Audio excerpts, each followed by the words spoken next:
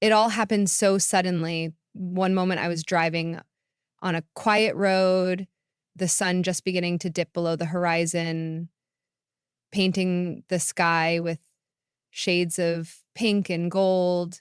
The next, I was weightless, floating outside my body, watching as the wreckage of my car came into focus.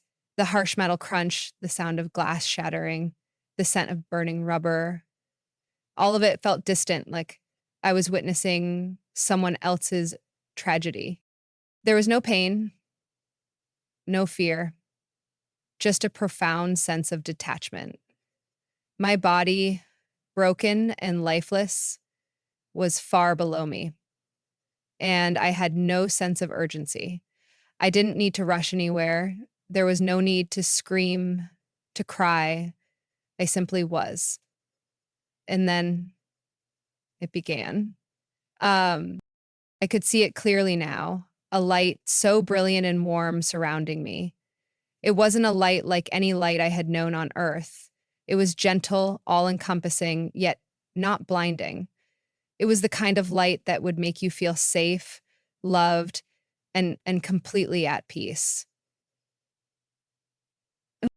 And in the center of that light, I saw a figure. It wasn't a person in the sense that I had ever understood. It was a presence, a presence of something far greater than any human being. This presence was both familiar and comforting, like something I had always known but never fully understood. The figure was cloaked in a radiant glow, and though I couldn't see its face, I could feel its gaze. Warm, gentle, and piercing, all at once. "You are not alone." The figure's voice echoed within me. It wasn't loud, but it resonated in every part of my being. I knew this voice. It was not a voice I had heard with my ears, but one that reverberated through my soul. I wanted to speak, but no words came. I wanted to ask questions, but there were no questions left. Everything I needed to know seemed to be within this presence. I had been brought here for a reason. This wasn't just a moment of death. It was a moment of awakening. Um, you've left the world behind, but you are here for a reason, the figure continued, its tone calm, yet filled with purpose. You will learn something important, something that you need to carry back with you. You will be given knowledge that will shape the way you live, the way you prepare, the way you see the world, the way you the words didn't register in the way I expected them to.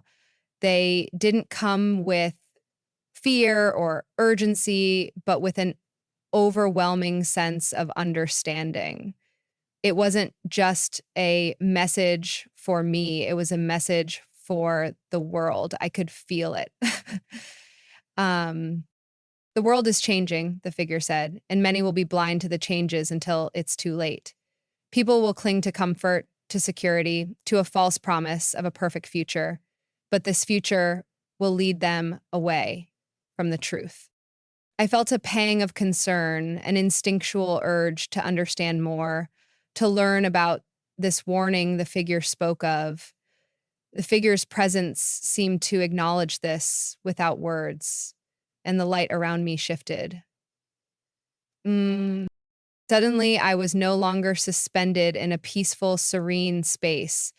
Instead, visions began to unfold before my eyes. I saw images of people, all from different walks of life, all different ages, races, and backgrounds. Yet there was something eerily similar about them.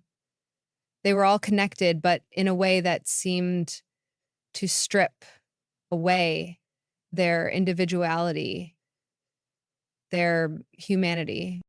The world around them was changing, becoming more technologically advanced, more reliant on machines, more consumed by convenience.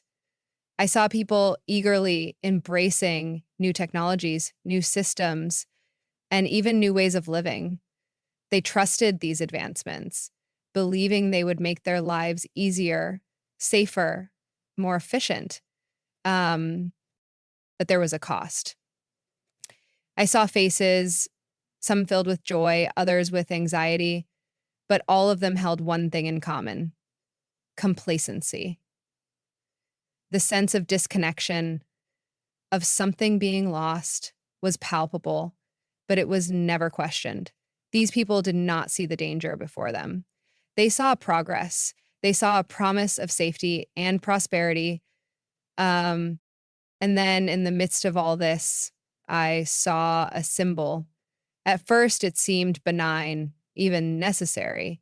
It was a mark, small, almost unnoticeable, but it carried an immense power. It seemed to promise security, convenience, and peace of mind. People accepted it eagerly, believing that it would protect them from harm. But as the visions unfolded, I saw the truth behind the mark. It was not a symbol of protection, it was a symbol of control.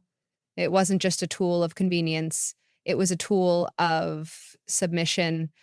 It slowly took away people's ability to think freely, to act independently. Um, it led them away from what truly mattered, their faith, their relationship with God. I wanted to scream, to warn them, but no words came. I could only watch as these people, lost in their own desire for comfort and security, unknowingly walked into the trap. They had been deceived. And the mark, the figure said, as if reading my thoughts, will be embraced by many because they will believe it is the answer to all their problems. But those who accept it will lose something far more precious than they realize. They will lose their connection to the divine, their ability to discern truth from illusion. I felt a deep sorrow for them, for all of humanity. Um, how could they not see it? How could they not understand? Um, the pain of seeing this future unfold before me was unbearable. Um, but the figure, as though sensing my sorrow, spoke again, its voice soft but unwavering. There is hope. There is always hope for those who are willing to see. There is a way out of this, but it requires something far greater than blind acceptance. It requires faith, discernment, and the strength to stand apart from the crowd. Those who reject the mark will be tested. They will face trials, but they will also find salvation. The figure paused, and the light around me seemed to grow warmer, more comforting. You have been chosen to witness this because you are meant to carry the message back, to share the truth with others, to help them understand the importance of spiritual preparation, of strengthening their faith, and of building communities that will stand together in the face of deception. I felt an overwhelming sense of responsibility fill me. I wasn't just a witness to this future. I was a messenger who had seen the truth and was now entrusted with sharing it. But there was one final thought that lingered, a question that I had not yet fully understood. What happens to those who reject God? I asked, though I wasn't sure I could bear the answer. The figure's gaze softened and the light around me seemed to dim just slightly. Those who reject God will find themselves lost in the darkness, unable to find their way. They will seek fulfillment in the wrong places, in the wrong things, and they will find only emptiness. But it is never too late for anyone who seeks the light. There is always a path back to God. Always. The words lingered in the air, heavy with meaning. And I knew in that moment that my journey had only just begun. I stood there, suspended in the divine light, the weight of the figure's words still heavy on my heart. But the sense of peace around me never wavered. It was as if this presence was reassuring me, telling me that everything I was about to learn was part of a greater plan. A plan I had yet to fully understand. Before I could even process everything I had just seen, um, the visions began to unfold once more, um, almost like a film being played out in front of me. I was no longer standing still. I was moving through time, watching scenes from the future that made my heart ache and my mind race.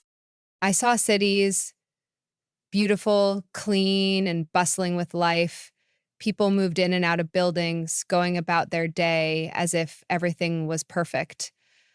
But there was something subtle in the air, an unease, um, a subtle vibration that only the most perceptive could feel. No one spoke of it. No one seemed to notice. The figure's voice echoed in my mind, steady and calm. This is the future you are walking towards. Technology will continue to evolve at an ever increasing pace. People will flock to it, believing it will save them from their struggles, from their fears. They will trust it with their lives, not realizing the cost. I watched as the people interacted with the technology. They used devices that were seamlessly integrated into their bodies, tools that connected them to each other and to the world in ways that seemed unimaginable. But there was something unsettling about it. Their eyes, though bright, seemed dull. Their smiles, though frequent, didn't reach their souls. They were connected to everything, but just disconnected from each other and from their inner selves. And then it came, the mark. At first, it was subtle, a small symbol on the wrist, a tiny implant beneath the skin. People didn't question it. It was sold as a convenience, a way to make life easier, more secure. It seemed harmless enough.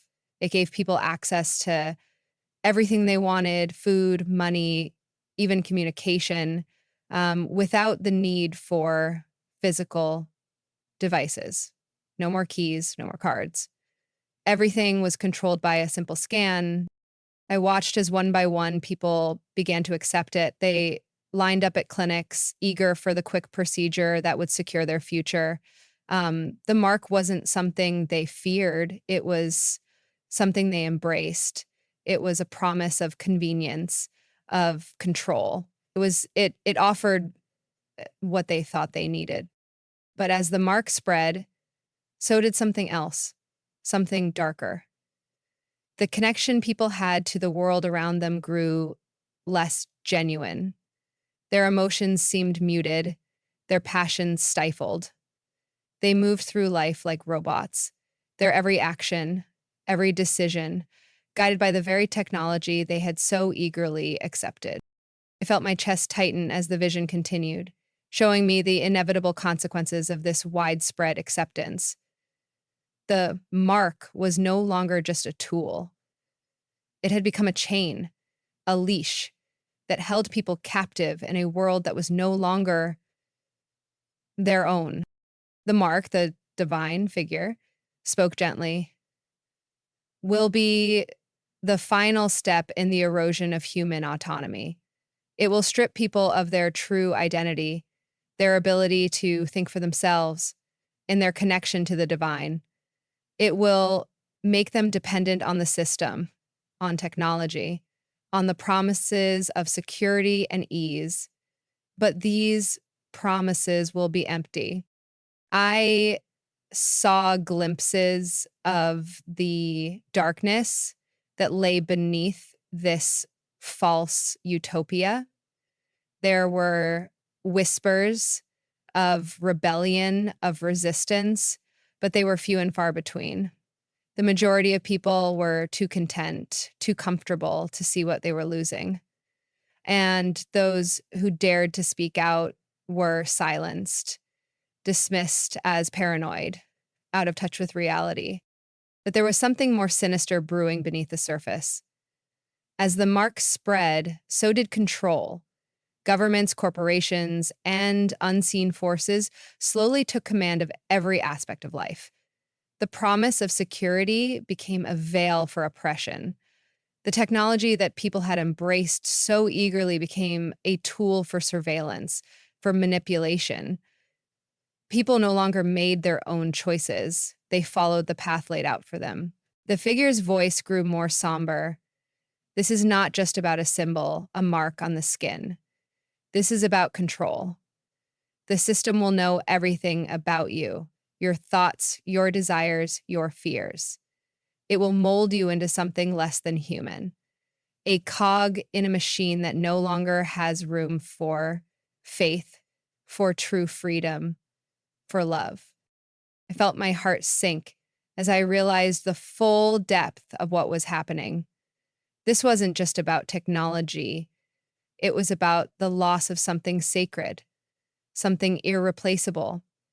It was about losing the very essence of what it meant to be human, the connection to God, to truth, to the soul. Everything would be lost. As the visions continued, I saw more people accepting the mark. It wasn't out of malice or ignorance. They believed it would protect them. They believed it would make their lives better. And in many ways it did. The mark gave them what they wanted: security, ease, and efficiency.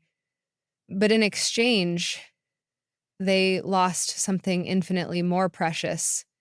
They lost their freedom, their spiritual connection, their ability to discern the truth. Yeah. The figure's voice filled my mind again. The consequences of accepting the mark will not be immediate. The consequences will unfold over time, slowly, until it's too late. People will no longer have the ability to see the truth for what it is. Their hearts will become hardened, their minds closed. They will be unable to hear the call of the divine. The sense of grief I felt was overwhelming. I wanted to reach out to shake these people from their complacency, to warn them. But I understood in that moment that their blindness wasn't intentional. It was a result of their own desires, their own attachment to comfort, to the illusions of safety and convenience. And yet, I knew there was still hope. I watched as the few who resisted began to stand up, quietly at first, but with growing resolve. They were the ones who refused to accept the mark. They were the ones who held on to their faith, to their discernment, to their connection to salvation. They were the ones who would face trials, who would suffer, would find who would find their way to.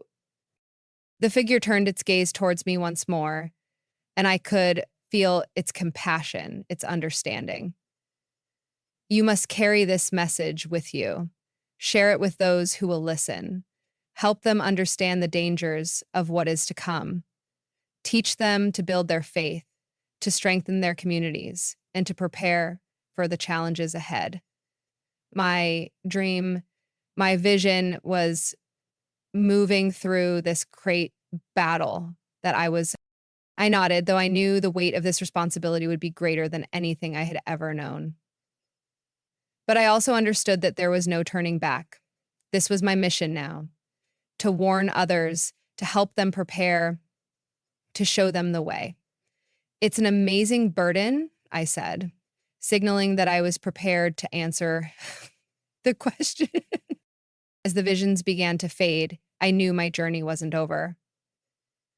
I had seen the path ahead, the dangers, the deceptions, and the consequences. But there was still time. There was still hope for those who were willing to see, for those who were willing to listen, and I would be there to help them find the way. The visions continued to unfold before me, each one more vivid and unsettling than the last. I stood there, suspended in that ethereal light, watching a society slowly, almost imperceptibly, shifted toward a future that I could not have imagined. The promises of convenience and security beckoned like a siren's call, and one by one, people answered, unaware of the grave cost they were paying. The divine figure spoke once more, its voice gentle, yet filled with an undeniable weight. You see, the mark will not come all at once. It will not demand immediate submission. It will come subtly, like the rising tide, imperceptible at first, until it's too late to escape its grasp. I saw how it began with small changes, minor conveniences that seemed harmless at the time. People welcomed them with open arms. The mark started as an option, a voluntary upgrade for those who wished for easier access to their lives. It was sold as a way to streamline one's existence. No more keys, no more passwords, no more waiting in line. Just a quick scan, and everything you needed was at your fingertips. I watched the first few adopters, eager for the ease it promised. They were given the opportunity to enhance their lives with this simple, painless procedure. The device was small, almost invisible, tucked beneath the skin, but it held the power to unlock the digital world. It seemed like nothing more than a step forward, just another innovation in the ongoing march of progress. But as I looked closer, I saw the subtle shifts. It wasn't just about the convenience of having everything on hand. It was about the changing nature of people's lives. The mark did not just give them access to their things. It began to take access to their inner world. It started with their data, what they liked, what they watched, what they purchased. Everything was being cataloged, stored, and analyzed. And with each new bit of information collected, their independence faded a little more. The figure's voice echoed in my mind, calm but filled with sorrow. It will seem like a gift, a way to make life easier. The promises of the system will sound good. We can protect you from harm, they'll say. We can ensure your health, your wealth, your happiness. The mark will be the key to everything you need. And for a time, it will work. It will seem like the perfect solution to every problem. I saw families using the mark to enhance their lives. They were able to track their children's health, access medical records instantly, and even adjust their diets and exercise routines without ever leaving their homes. It was a revolution in personal care, so they believed. I could see the joy on their faces, the sense of relief that came from no longer having to worry about the mundane aspects of life. Um, um, but as the vision continued, something shifted. The marks began to expand, to reach deeper into their lives. It wasn't just about managing their health, their finances, their schedules. It became about control. Control that they couldn't see beneath the surface of convenience. Soon, it wasn't enough to simply have the mark. People began to rely on it. It became their way of life. When they needed food, they would simply swipe their hand, and the grocery store knew exactly what they wanted. When they needed transportation, it was waiting for them at the touch of a button. People stopped thinking for themselves. They simply let the system provide. And then the true cost became apparent. As the dependency on the mark deepened, so too did the subtle tightening of its grip. People no longer made decisions based on personal desires or needs. They made decisions based on the algorithms that knew their desires better than they did themselves. The more they gave into the system, the less control they had over their lives. The divine figure's voice grew heavier, a note of sadness creeping into its tone. The mark will promise you everything, but in truth, it will take away your freedom. It will slowly, subtly strip you of your ability to choose.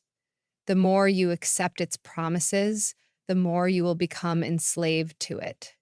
It will feed your desires, but it will also feed your fears. And in that process, it will erode the very essence of who you are.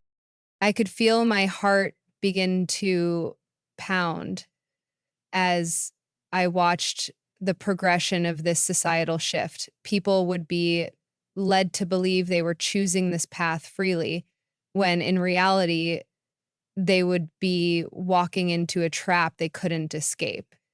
It wasn't just about accepting a mark, it was about embracing a false sense of security, a lie wrapped in the trappings of progress and relations. I saw the first cracks in the system, though they were barely noticeable. Those who resisted, those who chose to live without the mark, were gradually excluded. They were seen as backward, as out of touch. At first, it was just the inconvenience of being excluded from the latest technologies. But soon, it became more than that. Those who refused the mark were increasingly isolated, seen as dangerous, even criminal. Society, once vibrant and diverse, now seemed to become more homogenous, and the line between those who accepted the mark and those who didn't began to grow more pronounced. They will persecute those who choose to reject the mark, the divine figure warned.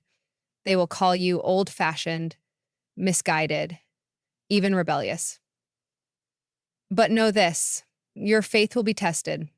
Your resolve will be tested. You must stand firm, for the system will do everything it can to draw you in, to convince you that you need it. It will whisper in your ear that you are lost without it. But in the end, it is your soul, your connection to the divine, that is at stake. The vision shifted again. I saw a group of people, small but growing, who had begun to recognize the dangers of the mark. They gathered in secret in places where the system couldn't track them. They exchanged ideas, shared knowledge, and offered support. They were the ones who understood that the mark was more than just a technological advance. It was the beginning of a spiritual crisis, but it wasn't easy for them. They lived in fear of being discovered. They had to be careful, for the system had eyes everywhere. And yet, despite the risks, they continued to stand strong. Their faith, though tested, remained unbroken. They knew that the only way to survive was to hold fast to what was true, to what was good. The divine figure spoke once more, this time with a note of urgency in its voice.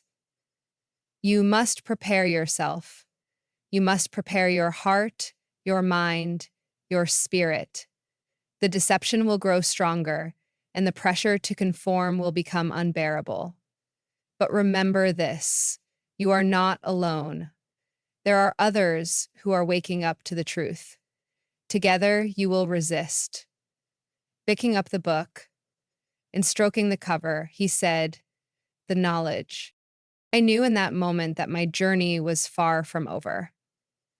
I had seen the deceit, the subtlety, and the gradual acceptance of the mark. I had witnessed the dangers that lay ahead, but I also saw hope. hope in the resistance, hope in the strength of those who would not bow down to the lies. The question now was how to prepare.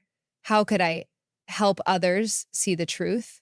How could I stand firm when the pressure to conform grew too great? The vision began to fade, but I knew the answer was coming. The next step in my journey, the next lesson was on the horizon. The light began to shift around me, a subtle change in the atmosphere, as if the very air itself was thickening with the weight of the divine presence. It was as though the vision I had just witnessed, the slow, inevitable rise of the mark, was only a part of a larger truth, a truth that demanded more from me than just passive observation. Now, there was an urgency to it all, a call to action that I could no longer ignore. The divine figure, still radiant in its calm, all-knowing way, turned toward me. Its eyes, deep and infinite, seemed to pierce through the very fabric of my being. "You have seen what lies ahead," it said gently, but with an underlying firmness that resonated deep within my soul. "You have witnessed the deception and the subtle erosion of freedom. But now you must prepare, not just for yourself, but for those around you, for those who will come after you. You are the bearer of this knowledge. You must share it so that others may stand firm when the storm hits." A weight seemed to settle on my shoulders, as though the responsibility of the world had just been placed there. It felt heavy, yet strangely liberating at the same time. The figure's words echoed in my heart. Prepare yourself, prepare others. There was no room for hesitation. I had learned the dangers, but now it was the beginning of a similar process. Now it was time to put what I had learned into practice. Looking into each other's eyes and just nodded and shared a feeling of anticipation, something I hadn't felt since the loss of the previous pandemic. I was shown a new vision. This time, it was not of the world outside, but of people coming together, communities forming from the ashes of the old world. They gathered in small circles, in homes, in places hidden from the surveillance that dominated society. They weren't large groups, but they were strong in their faith, in their unity, in their shared purpose. It was in these communities that people found refuge, not just from the mark, but from the isolation that the system sought to impose on them. The divine figure spoke softly, almost as though reading my thoughts. "The strength of the coming days will lie in community. The system will isolate you, but together you will find strength. Faith alone is not enough. You must build networks of support. You must share knowledge and skills. You must learn to rely on one another, for the world that you knew will no longer be a place of security. You must be self-sufficient, both spiritually and practically." I saw these communities grow. They were humble but determined. There were no grand displays of wealth or power here, only a shared commitment to a different way of life. People learned practical skills: how to grow their own food, how to repair what was broken, how to live without the conveniences that the system had once promised. These were the lessons that would keep them alive, and not just in body, but in spirit. The figure's voice became more insistent, urging me to pay attention. "You must teach them what you have learned. Show them how to build this life. Help them to understand that true security does not come from a device implanted under the skin. It comes from the strength of their hearts, the clarity of their minds, and the bonds they form with others. You must help them remember what it means to be human, to be free." I saw myself standing among these people, sharing the lessons I had learned. We spoke not just of survival, but of the deeper truths that had been revealed to me in this divine encounter. We spoke of faith, how it was the only true anchor in a world that would grow increasingly uncertain. And we spoke of the need to be wise, to be vigilant, to understand that the battle ahead would not be fought with weapons, but with hearts and minds. That the enemy we faced was not just the enemy, was not just the mark, but the loss of our connections to the divine, to one another. But the figure did not stop there. Practical preparation is as important as spiritual growth. You cannot rely on the old systems of control to provide for you. You must learn to be independent, to build a life that is not dependent on the system. Grow your own food, learn to hunt, to gather, learn the ways of the earth, for it will be your refuge in times of trouble. And most importantly, remember that the world will try to convince you that convenience is the way to peace. It is not. True peace comes from within, and it comes from a life lived in accordance with the divine. Sir, in a life that was deepest in mystery, I felt a deep stirring within me as the vision expanded. I saw the importance of self-sufficiency, not just in material terms, but in spiritual terms. A life that was deeply rooted in faith, in community, and in practical preparation would be the only shield against the coming storms. And it was not enough to simply survive. It was about living with purpose, with clarity, with love. These communities were more than just groups of people learning to get by. They were becoming something greater. They were becoming beacons of hope, lights in a world that would soon grow dim. You must prepare spiritually, the figure continued. For without a strong foundation of faith, all the practical skills in the world will not save you. The system will wear away at your spirit, and those who are not rooted will fall. The faith you have in the divine, in what is true and good, will be your true protection. Hold fast to it, build your life upon it, and share it with others. I was filled with a sense of urgency as I stood among these people, seeing the deep bonds they formed. They weren't just surviving, they were living. And they were living in a way that was connected to something deeper, something greater than the technology that sought to control them. I could feel the love between them, the care they took in one another's well-being, the joy they found in simple acts of kindness and togetherness. It was a life that was both humble and rich in spirit, rich in meaning. As the vision began to fade, the divine figure's presence grew stronger, more focused. You must take what you have learned and share it. Your task is not finished. It is only beginning. Teach those around you. Show them the way. You have been given the knowledge to prepare for what lies ahead. Use it wisely. I felt my heart swell with a mixture of fear and hope. The road ahead was not going to be easy. The challenges would be immense. But there was a peace in knowing that I was not alone in this, that together we could prepare, we could stand firm, and we could face whatever came with courage and faith. The figure's final words lingered in my mind as the vision blurred and began to dissolve. Remember, you are the light. You are the ones who will show the way. In the darkness, your light will shine. Do not let it be dimmed. And with that, I was left standing in the silence, knowing that the work I had to do was only just beginning. I had seen the truth, and now it was time to live it, time to share it, time to prepare. The light around me began to soften, as if the divine presence were preparing to withdraw. I felt a gentle pull, a beckoning that seemed to come from the very core of my being. The warmth that had surrounded me, the sense of peace, slowly began to dissipate. But it wasn't an absence. Rather, it was a subtle shift, like the fading of a dream upon waking. The figure, once so immense and radiant, now stood before me, a steady presence, its gaze filled with something that felt like love and sorrow, but most of all, hope. You have seen what awaits, the figure said, its voice softer now, yet still resonating deep within me. You have witnessed the darkness that will come, the trials that await you. But now, it is time for you to understand the other side of the story, the hope that waits at the end of the journey. I felt a stirring within me, a deep longing that surged from the pit of my soul. This was the moment I had been waiting for, the moment where despair could be silenced by the quiet whisper of hope. The divine figure extended its hand, and I felt something shift in the very air between us.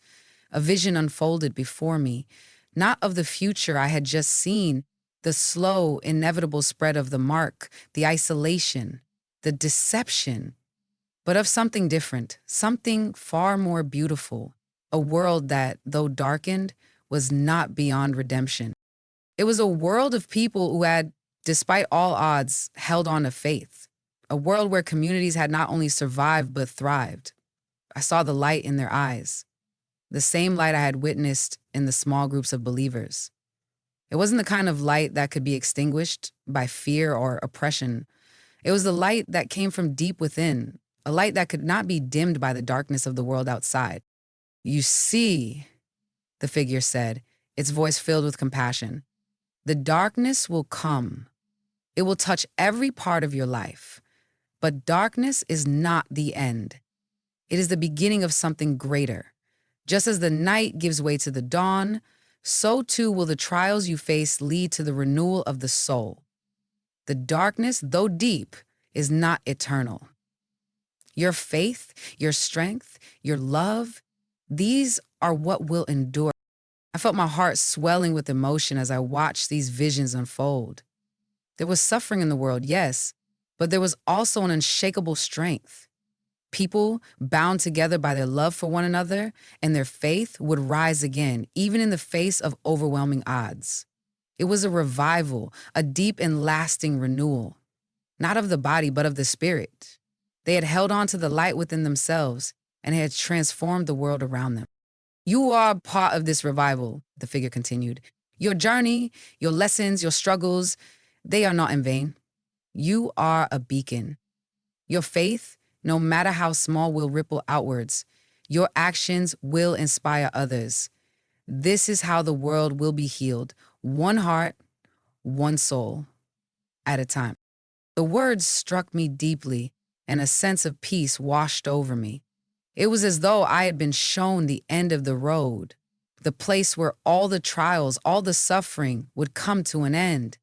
And in that place, there would be no more darkness, only light. It wasn't just a future I was seeing, it was a vision of the heart of humanity, one that could never be fully extinguished.